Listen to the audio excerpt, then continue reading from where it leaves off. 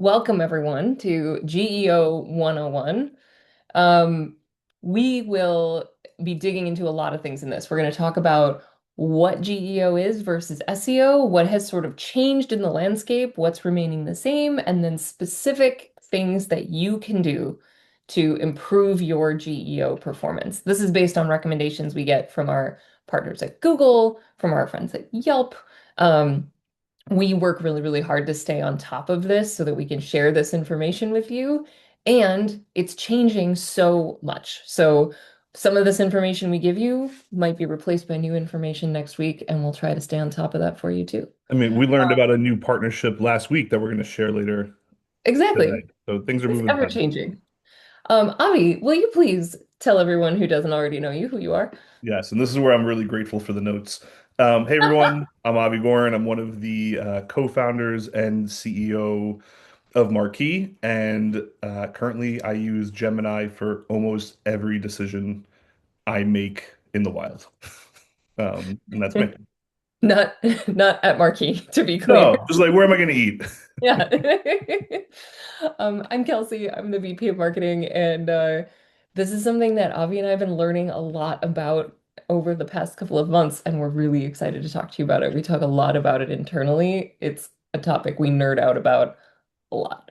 Um, so again, Avi, for anyone who doesn't know, I know a lot of people joining us here already know and love Marquee, but for those that don't, can you share a little bit about what Marquee is and what we do? Of course. So Marquis here to help focus with restaurants on discoverability, right? We want to make sure that as guests and consumers are out searching for whether it's a brunch, hence my three bottles of beverages here, or they're looking for a kid-friendly restaurant, or they're planning their next trip, that you are found and you're found the right way, right? We want to ensure that the guests that are searching for you have everything they need to make that decision quickly and efficiently. So that's going to range from making sure your listings are accurate, holiday hours are inputted, your menus are up to date, seamlessly integrated and automated. It's hard to choose a place that doesn't have good reviews, right? So what does review management look like? Are you responding? Are you being active? Are you taking the data and ingesting it and making changes? And then, of course, making sure that your website is up to date, accurate, and has the best in class location pages. Fabulous. So we're going to dig into GEO, also known as AEO, also now known as AIEO. Pretty soon, old McDonald's going to come in and join us for this webinar. It's going to be great. This is so new and ever changing that we still haven't decided what we're going to call it yet. And by we, I mean the general search industry. Um, but we know this well. We've known this for a long time, right? According to Google, which is the number one search engine, there are three main factors that go into SEO, traditional search engine optimization: distance, relevance, and prominence. Is your information, how close are you to the person searching? How relevant is your website? Are your listings to their search? And how prominent is that information and accurate is that information across the internet? Now, there are some changes that have been happening with the rise of LLM search engines like ChatGPT and Gemini and Perplexity that have changed the way guests are behaving in their searches. Can you tell us more about that, Avi? Yeah, so it's been one of the look over the last 8+ years of just being in the marquee world and being in the restaurant tech world, consumer journeys change. From the yellow pages to near me to Apple Maps to Google to Yelp, you name it. And currently, what we're seeing is the next stage of that consumer journey and evolution to conversational search. It's not just, hey, what's the best hamburger in Boston? It's, hi, I have a family with a 5 and a 2-year-old. My wife's gluten-free. Give me 5 options in this zip code or 10 minutes from this area that have kid-friendly menus. Um, right. And that change in conversational means that some of the inputs need to change, right? How are you handling this data? Is this data that you have that is also easily found, crawlable, and searchable for these quick responses? Because again, that journey has changed. So you need to make sure your preparation, your data has also changed and evolved for this conversational back and forth. Absolutely. And as we talk about kind of a comparison of these differences, we see that you're more likely in GEO and in LLM searches, you're not going to get a list of links to websites. Mhm. You get direct answers to your questions. What are some of the other differences that we're seeing between SEO and GEO? So historically, there's been this obsession with keywords, right? And obviously, look, you can't just stop focusing on SEO, but as we prepare to be more than just foundationally ready for this GEO world, it's ensuring that your data is structured and set up in a way that is built and based for these LLMs. And we'll touch on it a little bit later on things you can do to get there.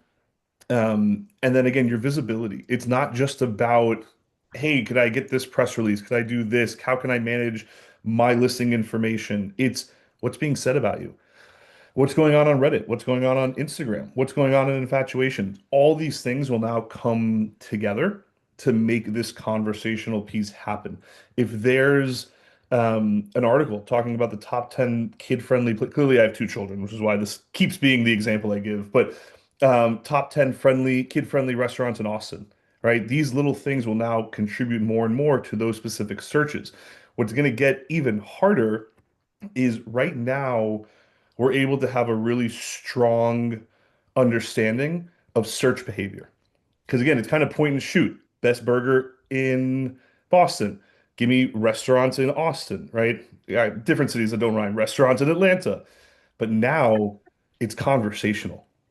And it's not Yep. just a restaurant, it's these infinite modifiers that I need to make me choose the restaurant, right? So that's where it's really going to get interesting. And we have to be diligent on the data we're providing. That's 100% yes. And so we're here to share. There's a ton of things that you can do, and you'll get guides and you'll see recommendations, and you can talk to agencies that specialize in this. We're not a marketing agency, but we do specialize in this search performance. So there's four things that we've identified that we think are the biggest impact things you can do. We're going to talk about all four of them in more detail. Avi sort of already mentioned a couple. One is structured data, making sure that all of your information on your website and in your listings, especially your menu, is structured and is accessible. Using schema markup on all of your website pages and your location pages, especially those that give key and crucial information about your business, getting mentioned on trusted sources, and we'll dig into a little bit about what trusted sources are, which ones you have control over, which ones you don't, and FAQs, which is truly just my favorite low-hanging fruit for, I won't call it a hack because I feel like we're beyond the hack years, but it's a great tool for um, getting into AI searches with the information in a format that they already want. So we'll dig into structured data first. What is structured data? We'll talk about it in the context of menus because that is truly for restaurants where we see the most opportunity for structured data fixes and where there are a lot of large majority of searches are about menu details. In the examples that Avi's given, it's kid friendly. So do they have a kids menu? It's gluten-free options. That's related to the menus. This is super important. Structured data just means data that is laid out in a hierarchy. So if you're on a marketing team and you've ever like done a website design, you have H1 headers and then H2 headers and then body text. That's what structured data is. It's does your menu follow that structure where you have the menu at the top, your different categories, appetizers, sandwiches, mains, desserts, then smaller subheads with the item number, then the description and all of those other things. Um, so, Avi, can you talk us through a little bit more of the key things that menus need Yeah. to have and how structured data kind of is optimized? So, as you've spoken to me in the last 5 years, I have said PDFs are a no-go. Get rid of PDFs, get rid of PDFs, get rid of PDFs. Now, even more so, PDFs are going to be hurting you as we look to expand into the LLM world. They're very difficult to read. The data is all over the place. Forget about structure. We need to be setting up our websites and our menus in a way that is crawlable, findable, um, for these systems. So again, I know what Kelsey just described is kind of like, yeah, of course, if I've designed a menu and a website, this is the order, but it doesn't always happen. And it's so important right now, for where we're going. The second piece I want you to think about is when you talk about, all right, let's assume you've done the structured data correctly. Now we need to think about, well, what's in the data? Because if you've structured the data to be irrelevant, it doesn't matter, right? So now let's talk about dietary restrictions, gluten-free, right? If you're going to the Pizza Expo next month and you've picked a new gluten-free crust, highlight that, make it clear. Because again, when you're thinking about that search behavior of gluten-free options, gluten-free pizza, gluten-free lunch, it's going to be found via your menu. Vegan, right? Whatever dietary restriction you need to be highlighting, put it in there. Because if you do this with that clear hierarchy of header one, header two, body, and this data, the AI bots will be able to read this and pull it in correctly. And I think the way that, if you think about the way that your Google Business profile is structured and where they ask for menu details, they call it, oh shoot, now I'm forgetting what they call it. But there's a specific part that is the menu description, menu item descriptions. There we go.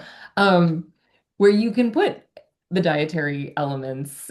Is it available to be modified? Is it a vegetarian option? Does it have cheese? Is it dairy-free, gluten-free? What is the price? All of those different things are relevant in the structured data. Um, the other part of this too is making sure your menu is clear. The thing about AI and LLMs versus a human who's reading a list of links and reading your menu manually, they don't really get food puns in the way that we maybe want them to. So if you have really fun, if you have a burger on your menu that well, it's a little bit of a terrible joke, but if you call it like the triple bypass burger or something like that, um, if you don't have burglar in the name and it's just called the triple bypass, AI won't know what that means. It won't know that it's a sandwich or a food item at all. So making sure that you have something in your menu, whether it's the item names themselves or the descriptions with the details in there that make it clear what the menu item is. And this is from Gregory's Coffee in New York, but they do a good job. They have really fun branded puns. They have their loyalty team that's full of Gregulars, and they use some fun language in the descriptions, but their menu item titles are exactly what that beverage is. So you know And, just what you're getting. and to highlight, right, if we look at the second option there, non-dairy milk can be made vegan, and then they also include the calories, right? This is set up for success on that type of search. Absolutely. Now we're going to dig into the technical part of this. And I don't want to speak for Avi, but I will. The two of us were not well versed in this 4 months ago. We've spent a lot of time with our technical team learning about what is schema markup. What does that mean? What does that mean for restaurants and not just tech companies? So we're here to sort of translate that for you. What is schema? Schema is basically a translation of what a human sees on the front end of your website, translated into robot speak, into code, which you can see here. So it takes all of that structured data that you have in your menus or on your location pages, and it puts that micro data behind the scenes in the back end of your website. But that's what search engines, what LLM search engines are actually crawling. Um, so it is linking it to other information. You can see this small apple pie menu item that would be on a Google Business profile has this code in the back of it, and you can kind of see what that might look like.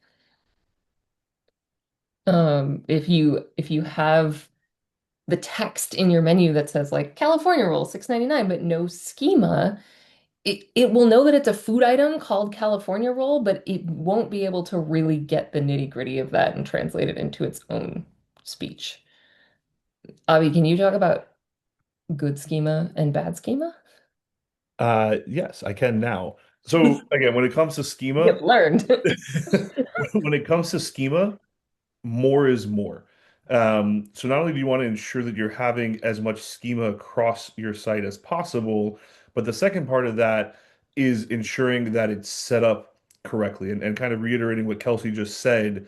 Yes, the bots can read the word chicken sandwich, but if it's not labeled correctly and set up correctly in schema, won't recognize it's a food item, won't recognize that it's a part of your menu. Again, then not allowing to give that data to the relevant searches. Um, right, all of these images here come from a great resource and tool called schemamarkup.org. This is a great way to get a baseline understanding, and we're always happy to help with this. But this is where you can really get an idea of where do I stand today? Because look, this isn't happening overnight, right? We're not seeing this shift of consumer behavior in one night. It's going to happen over the next 1 to 3 years. But if you are not set up today for it, you're going to be behind. And so this is where you can really start to build the foundation so that we're successful as more and more consumers shift to this way of searching. Right. And if you're working with a web design agency, they should be able to help and point you in some of the right directions as well. And a great example of how this is used on restaurant websites is within your location pages. If you're a multi-unit restaurant group, you probably have something on your website that allows your guests to search by location and see that specific location's menu or hours. But Avi, can you talk about how this might relate or give us a situation in which this might be beneficial to make sure all of those location pages have schema markup in them? I'm proud to say I've eaten at both of these restaurants in the last 2 weeks. And as a fan of both, I can tell you each location is different, right? Not necessarily by the food they serve, but by the experience. There might be better parking at one Taco Deli location versus another. The Bonchon in New York City is going to have a completely different parking situation and sometimes different hours, right, than the one in downtown Houston. And so each location needs to be set up with that specific information. Because this is again, when you start talking about these conversational behaviors and these conversational searches, it's not just, hey, I'm going to Houston. Okay, well, here's four bonchons in the area. Where are you going? Oh, well, I have a car and I'm going to go out to the one in Katy. Okay, well, just so you know, there's no street parking in Katy, right? Whatever it might be, but having that specific location information and understanding which Taco Deli has a playground, which one is open late. This is going to be really crucial for the consumers searching. So now more than ever, these location pages really need to be set up correctly, consistently. We'll see the short-term benefit of SEO and then the long-term benefit of GEO uh, as we continue to build out these location pages. So as we talk about things like trusted sources, this is a great opportunity to think about your website is your space, right? This is what you own. The trusted sources, you own some and you don't have control of others. From an LLM's perspective, your listings are a trusted source. It's on Yelp. It's not on your website. So making sure that those match the data in your location pages is extra crucial because they care about consistency. Avi, can you dig into this a little bit for us too and talk about these trusted sources? Absolutely. And so there's been a couple of different studies that have come out over the last 1 to 2 months, which again, the data is always changing, but we know that at least 40% of all results are dependent on listing and review information. So having that consistent foundation to build on. That report came out about 6 to 8 weeks ago. What we learned last week from the team over at Yelp that we work closely with, there was already just over 20% of all responses involving services, food, you name it, on ChatGPT was pulling in Yelp. Well, they're officially launching a partnership where ChatGPT will be surfacing Yelp business information. I can hear the eye rolls, everyone. It's okay. Um, they will officially be doing Yelp business information for star ratings, review blurbs, like pieces of the review, and links to Yelp business pages for local queries with photos, and then action items like make a reservation or put yourself on the wait list. So while it's been interesting to watch kind of the SEO piece and Yelp, I'm not gonna say fading away, but becoming a lower player on the review space, right? We're seeing Google reviews at this point, it's almost 3 to 1 we see in our own dashboard of Google to Yelp reviews. But now Yelp is going to become incredibly important and prominent in one of the leading LLMs for consumers. So we can't ignore that, right? So not only are they going to be pulling in Yelp, they're obviously still pulling in Google reviews. They're going to pull in TripAdvisor, you name it. Reddit is already a huge player in here. It's always fun to jump in and see, plug in your name and see what comes up. Um, and then social media, right? So we're going to talk about a little bit Apple Showcase, Google Posts, right? Getting out to Instagram, and then of course the publications still matter, whether it's local blogs, Infatuation Eater.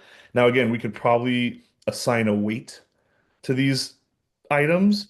It can change again in 3 months, right? In 3 months, who knows? Gemini might say they made a partnership with Infatuation. We don't know. Where it stands today, Yelp, review sites, listings, they're so important to the success of GEO engines, and you have to pepper in everything else. Well, I'll jump in and add the marketer's perspective here of there's so many things that you can focus your energy on. So we think a lot about what are things that are directly in our control and what aren't. It might not be worth your energy as you're prioritizing which of these to dig into first. It might not be worth your energy to run a whole PR campaign to get yourself published in Eater and the Infatuation and big blogs and influencers in, or go down the rabbit hole of Reddit and try to figure out, how to put your thumb on that scale. It's much easier for you to focus on what you have control over, which is Yelp, all of your listings, your own social media. What we know from Google and from some of the other LLMs is they care a lot about active profiles and activity. So your review responses count as activity. Your changing your holiday hours or verifying your holiday hours, all those little things, getting more reviews count as having an active profile.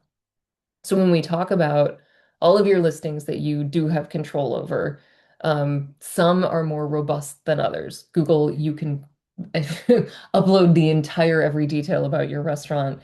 Yelp is quickly catching up with all of those attributes. So making sure that those are accurate on at the very least those two platforms is really key because that's where these LLMs are pulling data.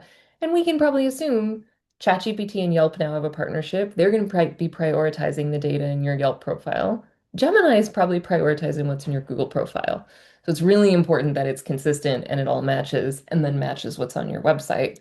Um, that should include your contact information, your preferred menu or your preferred ordering links, your hours, your holiday hours, the menus with all of your structured data, and then also photos. We do know, again, from the folks at Google and Google for businesses, for Google for small businesses and restaurants, that they prioritize menus with photos and answers with photos above those that don't have them. So getting those photos into your Google Business profile and into your menus in there is really important. A complete listing is always going to be more effective than one that's partially complete. Um, and it's important to know where to invest your energy there. The freshness of that data is also really important. Photos are hard to update frequently, but like once a quarter, seasonally, throw some new photos in there that show off your patio in the summer or your holiday menu items. That freshness and that engagement is super important. And then Avi mentioned this earlier, but posting to Google and Apple Showcase, these are also getting highlighted more and more often, especially in Gemini search results. We know that from Google, 50% of diners are looking for promotions or for discounts, and they want those LTOs. So this is a great place to surface those, not just on your social media on Instagram and Facebook and Meta, but also on Google, and Apple Showcase that are linked directly to your listings. It's another great way to get a little bit more recency and a little bit more of a plug in a primary source for the LLMs. This is my personal favorite.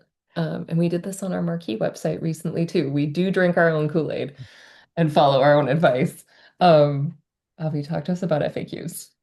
Isn't it awesome when something so traditional and standard and it's back. An FAQ is back. They are more important than ever because again, when you talk about, right, you've heard us talk about trusted sources. And so yes, sometimes it's external, sometimes it's internal. There is still a strong level of trust from your own website, right? If your website is not up to date, we've got bigger issues, which is why sometimes we even see Google profiles being suspended if the hours don't match, right? We see all sorts of issues if your website's not up to date. And so the website is still such a crucial piece of validation. When we talk about an FAQ, it's these are LLM's best friends. This is about as direct of an answer to a question as you can get. And I mean, let's just talk through the journey, right? I always start with a "Hey, how are you doing?" But we'll skip that, the formalities. Hi, I'm going with my wife to New York City. We want to plan a couple of nice dinners out. What are some suggestions? Blah, blah, blah, blah. Here's John George, but it's in Philadelphia. Go to the one in New York. I didn't read the slide here about Philadelphia. Go to the one in New York. Great. What's the dress code? I don't know. Do I need to bring a blazer? I don't just pack blazers. Um, if you know me, it's black t-shirts. So I don't just pack blazers. What's the dress code? Is it prefix only? If it is prefix, my wife's gluten-free, is celiac. Do you have substitutions, right? And now I'm having a conversation with their FAQ page. This is so important, and it's relatively low-hanging fruit, and there is no too much information here, right? You can go crazy. Keep it somewhat sane, but go crazy with it, right? Put in everything you think someone might ask for, questions you get on the phone when people call, looking through reviews, and this can be such a valuable piece to have on your website because when you directly answer your guests' most frequently asked questions, your content is going to be more likely to be served up, right? Because they're providing the answers to those conversational inquiries. That is all these LLMs are doing is when someone asks them a question, they're looking for the answer. So if you're able to provide that answer and combine this with the schema markup, then you have all of these answers ready in exactly the format that the robots want it to be so that they can easily find it. It is my absolute favorite trick, and we did exactly this. Um, we kept this pretty short and sweet. We wanted to run through some manageable recommendations. We would not be talking about this, obviously, if Marquis couldn't help. You don't need Marquis to do anything we talked about today. You can do it all completely on your own. You can do it with other partners. But if you do want to talk to us about our location pages that we custom code for you, or um, our listings management or menu updates, and you're not already working with us, you can scan this QR code, schedule a meeting with us. We're happy to talk through things and see how else we can help. The rest of this session is entirely dedicated to your questions. So please drop them in the chat if you want to hear more about anything we talked about. Um, Avi and I will do our best to answer everything we can. And if we don't know, we will get back to you with the answer because we're not going to make anything up. Um, so please, in the chat, drop us your questions. In the meantime, I'm going to ask Avi, what is on your list for your next visit to New York? Where are you eating that you haven't eaten yet? What I found is that I end up skewing pretty pretty heavily towards sushi experiences in New York. Um, so there's about four different omakases that are high on my list. Now again, I'm always going to go to Tenoshi on the Upper East Side, 71st in York. It's BYOB, and just a good time. So everyone should write that down. If you take anything away from this live session, it's Tenoshi on the Upper East Side.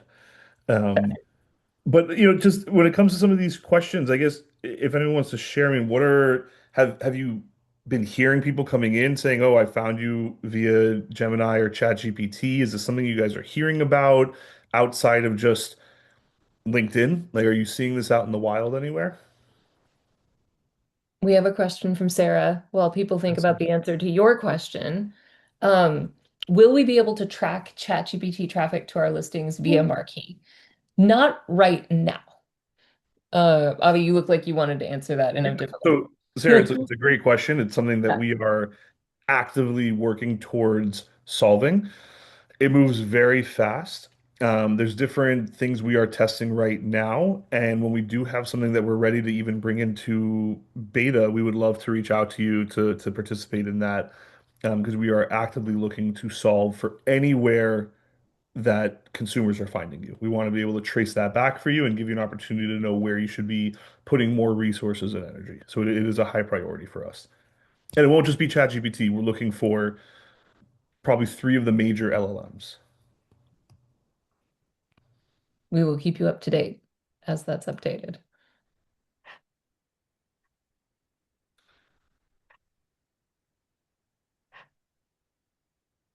All right. Um, Avi and I can sit here and oh, here we go. From Nico, Nico wants to know when do we get DoorDash reviews into the Marquee dashboard and can reply directly in the portal? Robert also wants to know that. So you do have the ability now to include your DoorDash reviews in your Marquee dashboard. You can include it in all of your analytics. You do need to connect DoorDash to Marquee. I don't believe it automatically connects. Our support team can help you with that, or if you have an account manager, they also can help you with that.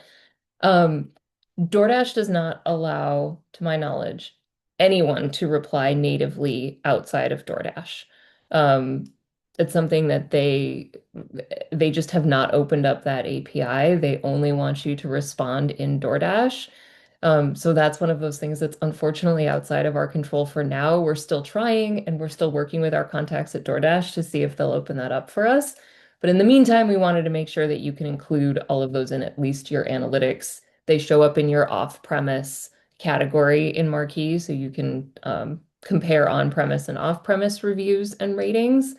And again, we'll keep you posted if something changes and DoorDash allows us to respond from within Marquee as well. Yes, but if you have the package that includes the third party reviews, DoorDash will be in there and as part of all of your sentiment analysis, analytics, the whole deal. Yep. Monique wants to know, is the best way to approach learning about your schema health? Should we connect with our web developers? Are there resources to know? Good questions to ask. Great question, Monique. Um, so we usually start with a free website. It's called schemamarkup.org. I'm going to type it into the chat here. You can, oh boy, someone's calling me on my Google, my Gmail, guys, and I'm really sorry. We are live. Um, Let me find this window and silence that. My apologies. Um, schemamarkup.org will show, let me see if I can get through here back to the slide. It will show you this on any website that you put in. So if you type in your own website for a certain web page, a specific page, if it's your home page, if it's a location page, if it's your menu page, your FAQ page, this is what it will show you for your schema. And that's where you can sort of start. It's a great free starting point. You can see if there's something like this, it means you don't have anything in there. And then the next best step, if you have a web developer, would be to contact them and say, how do we get schema markup in our highest traffic or highest intent pages? Um, I think that knowing the questions to ask of just the term, do you write schema markup for these pages? Knowing what your highest intent pages are or your highest traffic Right. pages will also help your web developer prioritize where they want to start with putting in schema markup. And Monique, if it's ever helpful, because I'm gonna make not the best analogy, but like I get blood work. I don't know what it means. If you're looking to have someone just help talk you through it before you even get time with your developer, we're always happy for you to get some time with John on our team. John, this is his world. It's all he does. He lives in the schema universe. So he's always happy to chat for 15 minutes, pull up your website, show you a few things. Here's what's good, here's what's bad. You should talk to your developer about this or that. And we are more than happy to have that resource for you so you can maximize your time with your developers. 100%. John wrote all of the schema markup for Marquee's FAQ pages. So that was we also put him to work internally. We drink our own Kool-Aid. Monique, we'll have Kerrigan reach out to you and set it all up so you guys can have the conversation. Alyssa, same. If you reach out to either your account manager or support, we're happy to give you an intro to John.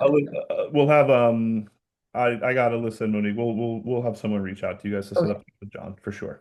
super. Great Cool. questions, guys. This is fabulous. Oh, here we have one in the actual Q&A.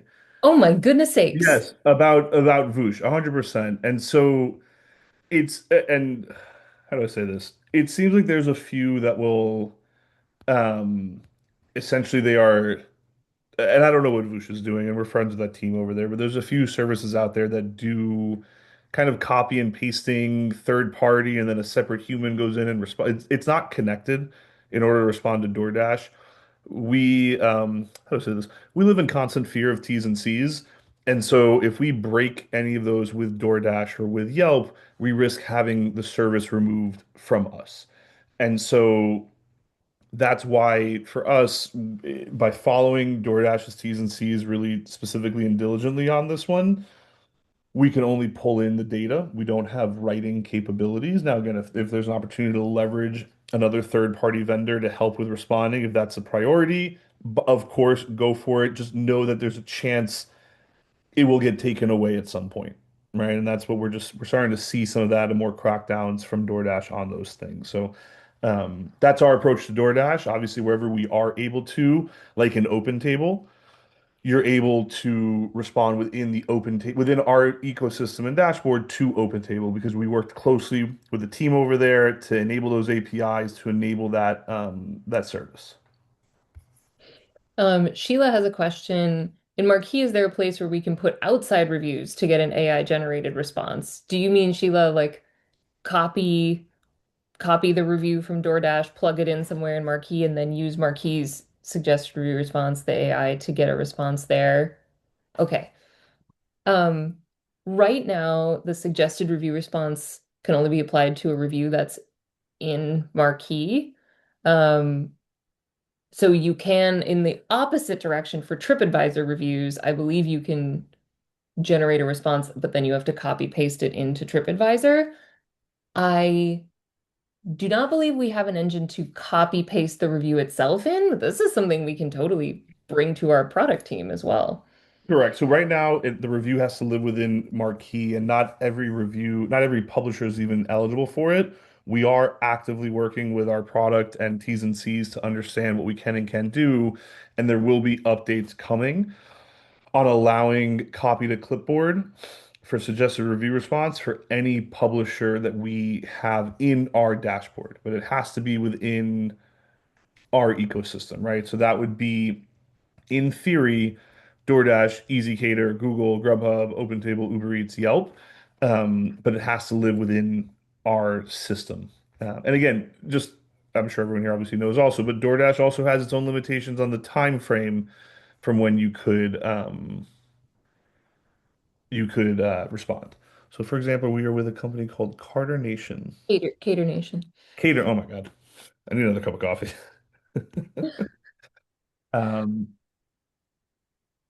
I think this is we would love to pass this to our product team and see what they say. Whether we can get, start a conversation with Cater Nation. It's great to right. hear the request. Um, Sheila, more exciting for us would be, well, let's get Cater Nation into our ecosystem, yeah, right? So this is where we like to have these kinds of requests. Um,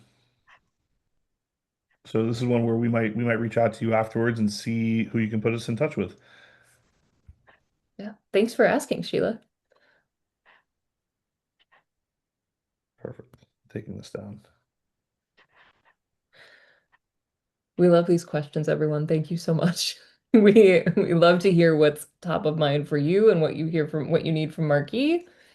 Not all of these are GEO specific, and we're still here to help answer questions. Yeah, and if there's any other review sites we don't know about that you're thinking of, we'd love to hear about it.